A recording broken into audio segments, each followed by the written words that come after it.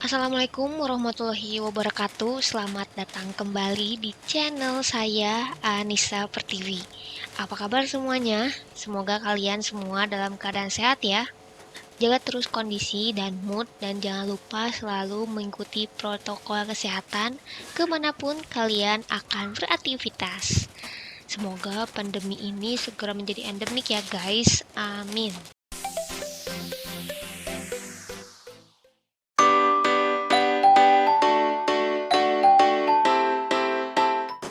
Di video sebelumnya saya sudah unboxing barang belanjaan termasuk rice cooker ini. Jika kalian penasaran, monggo ditonton videonya ya guys. Dan sekarang di video kali ini saya akan mereview rice cooker tersebut.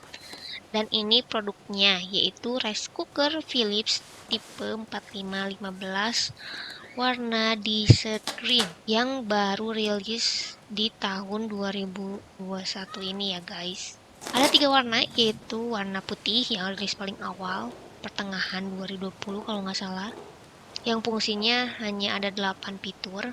Kemudian yang terbaru, yang ini warna desert green, dan satu lagi warna soft blossom yang fungsinya juga ada 10 fitur. Oke, langsung aja kita ulas. Apa sih yang mesti kita tahu sebelum membeli produk? Yang pertama adalah spesifikasi. Kenapa sih harus spesifikasi? Nah, supaya kita dapat mengetahui rincian dan hal-hal khusus yang diberikan dari suatu produk tertentu. Hal-hal tersebut akan menjadi bahan pertimbangan untuk kita membelinya atau tidak.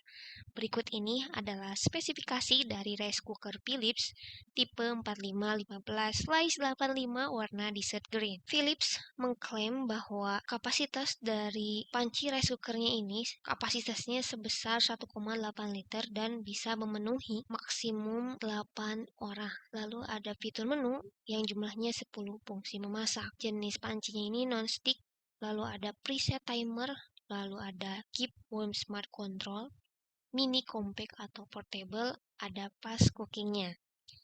Nah, jenis rice cooker ini adalah jenis rice cooker konvensional. Lalu garansi yang diberikan oleh Philips yaitu garansi internasional atau garansi global yang masa garansinya itu 2 tahun. Jadi dimanapun kalian menggunakan produk ini, misalkan di negara manapun kalian menggunakan produk ini, jika terjadi kerusakan kalian bisa mengklaim garansinya guys. Lalu daya yang dipergunakannya itu 400 watt. Warna panel kendalinya ini namanya dark beruga. Lalu bahan yang dipergunakan dari rice cooker ini terbuat dari plastik, negara pembuatan di Cina. Kemudian Philips juga mengklaim kalau kemasannya ini 90% merupakan material daur ulang. Lalu selain itu petunjuk penggunaannya pun 100% merupakan kertas daur ulang. Adapun slogan yang sangat menarik yang ditonjolkan dari rice cooker ini yaitu nasi lebih berkualitas berkat teknologi unggulan. Kemudian nasi bisa matang merata, nasi lembut dan tidak kering. Kemudian dengan teknologi yang cerdas menghasilkan nasi yang berkualitas. Nah, slogan ini nanti kita coba buktikan dari hasil memasaknya ya guys. Nanti di segmen selanjutnya. Kemudian inner potnya ini terdiri dari 5 lapis. Yang pertama lapisan luar tembaga yaitu sebagai penghantar panas lebih baik lalu matangkan nasi secara merata.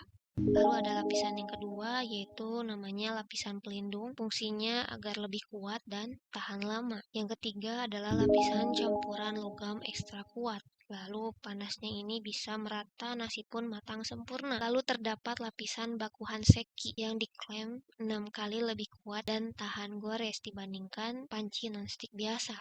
Mungkin kalian merasa asing dengan kata bakuhan seki. Jadi, bakuhan seki ini adalah batu alam yang mengandung mineral dan unsur-unsur mikronutrien hingga 6 kali lebih tahan lama dibandingkan rice cooker konvensional dari rice cooker Philips dengan lapisan inner pot non-stick biasa. Yang terakhir adalah lapisan kristal super kuat. Lapisan ini berfungsi sebagai anti lengket dan anti gores sehingga pancinya nanti mudah dibersihkan. Selanjutnya, rice cooker ini menggunakan sistem teknologi canggih yang namanya sistem Fuji Logic. Sistem ini sudah ada penelitiannya ya guys. Jadi jika rice cooker yang memang menggunakan sistem Fuji Logic ini, pengontrolan suhu dan waktunya itu stabil.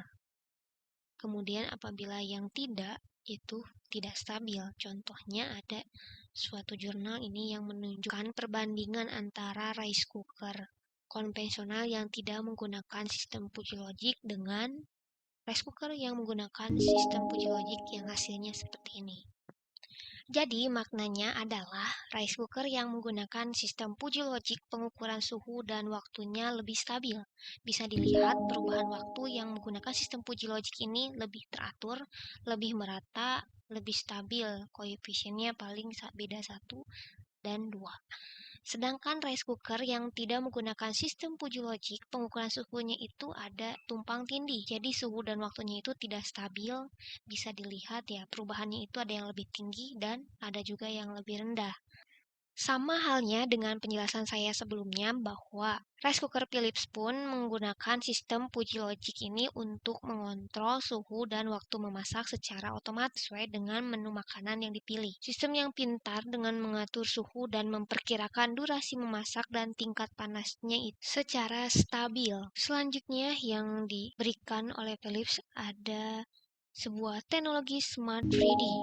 Dengan teknologi Smart 3D ini, Philips Digital Rice Cooker dapat memasak nasi dari segala arah. Bisa dari atas, dari samping, kemudian dari bawah. Sehingga nasi yang dihasilkan matang secara merata.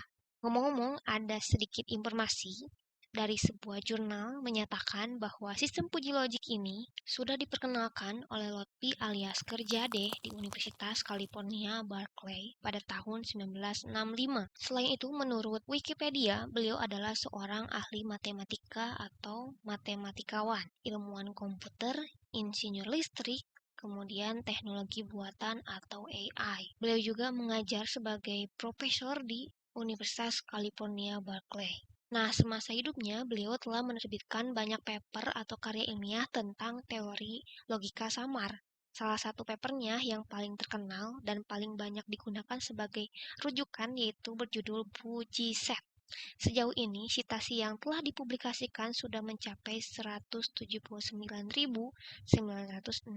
kali diunggah oleh pembaca. Tidak salah kalau beliau ini mendapatkan nilai high index dari Google Scholar. Wow, sangat inspiratif sekali ya guys. Kemudian ingin saya sampaikan bahwa produk ini jujur saya beli sendiri, bukan sponsor ya guys. Saya membelinya di Lazada, toko resmi Philips flagship seharga 668.000. Supaya informasinya lebih beragam, lebih luas. Nah, selain rice cooker Philips ini, ada pun beberapa merek rice cooker yang telah menggunakan sistem Fuji Logic. Di antaranya, rice cooker dengan merek Panasonic SR-DF181 yang harganya 700-an. Kemudian, Electrolux ErgoSense yang harganya 780 ribuan. Lalu ada Philips yang ini, lalu ada Dr. Duck Low Carbo yang harganya 1 jutaan. Lalu ada Yongma SMC 8017 yang harganya 600 ribuan. Jadi rata-rata yang menggunakan sistem Fuji Logic ini harganya relatif hampir berdekatan ya, sekitar 700 sampai 1 jutaan. Nah, setelah penjelasan yang sangat detail tadi, ini dia 10 menu memasak dari rice cooker Philips. Ada menunya ada nasi putih yang waktu pemasakannya itu 1 jam, lalu ada masak cepat kira-kira 25 menit, lalu ada slow cook waktunya 4 jam, lalu ada kukus waktunya 25 menit, lalu ada sup waktunya 2 jam, lalu ada bubur, waktunya 2 jam, lalu ada buat memasak kue, waktunya 45 menit, lalu ada nasi sushi yang waktu pemasakannya selama 50 menit, lalu ada rebus selama 4 jam, dan terakhir ada menu masak nasi merah yang waktu pemasakannya selama 2 jam. Oke, selanjutnya ini yang pasti kalian tunggu-tunggu. Mari kita coba produk ini untuk memasak beras di rice cooker ini. Nah, sebelum kita memasak, mari kita cuci dulu komponen-komponen dari rice cookernya supaya kita bisa memastikan komponen-komponen ini bersih waktu digunakan dan menghindari kotoran yang kemungkinan menempel saat pengolahan di pabrik. Nah, sekarang ayo kita buka lempengan besi yang terdapat di atas penutup rice cookernya. Jadi lempengan bersih ini bisa dibuka ya guys, bukan sekadar ditempel begitu permanen, tapi ini bisa dibersihkan dan dibuka kemudian diletakkan kembali di tempatnya. Baiklah, mari kita cuci.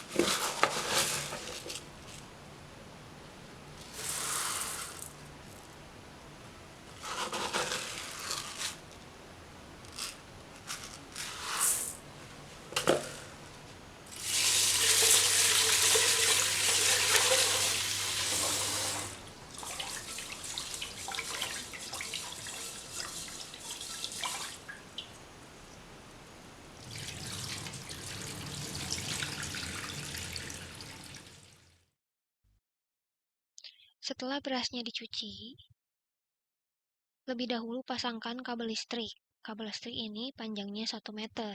Lalu masukkan panci ke dalam rice cooker, cek takaran airnya menggunakan jari.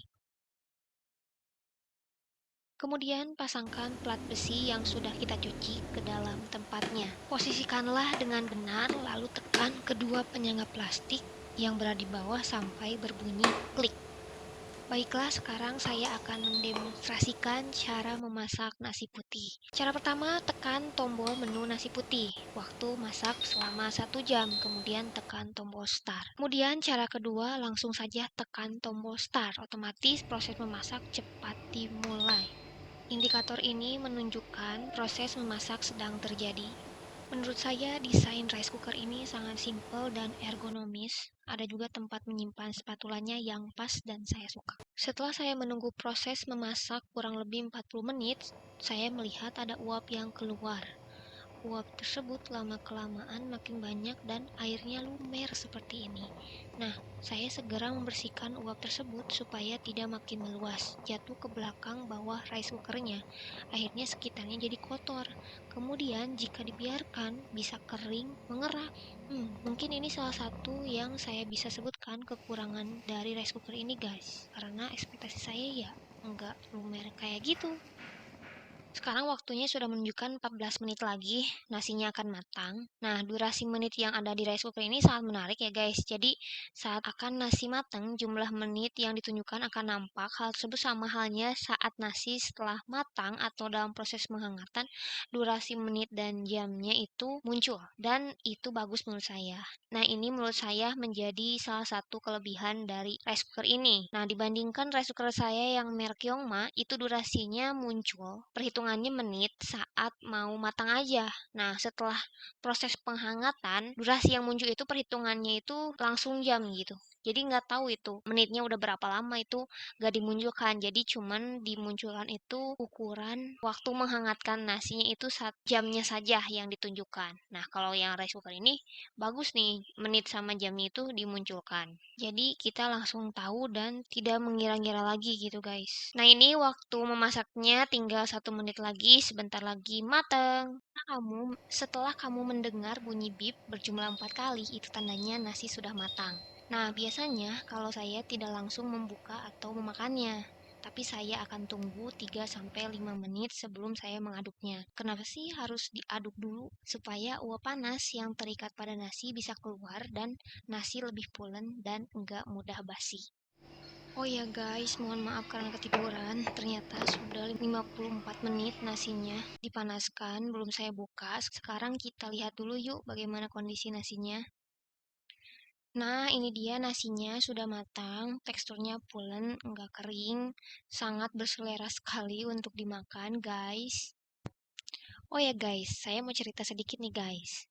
Biasanya saya jarang memanaskan nasi lebih dari 3 jam. Supaya apa? Supaya hemat listrik.